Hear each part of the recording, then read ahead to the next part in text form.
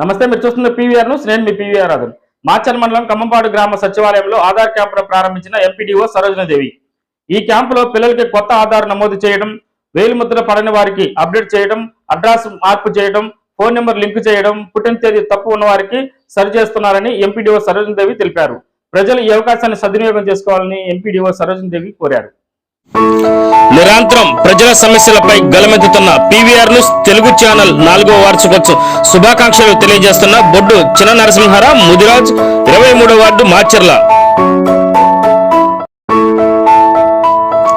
పల్నాడు ప్రజల సమస్యలపై నిరంతరం పోరాడుతూ ప్రజల మన్ననలు పొందుతున్న పీవీఆర్ న్యూస్ తెలుగు 4వ వార్షికోత్సవం శుభాకాంక్షలు తెలియజేస్తున్న మాచర్ల చక్రధర డిగ్రీ కళాశాల ప్రిన్సిపల్ కుర్రి సాయి మార్కొండారెడ్డి.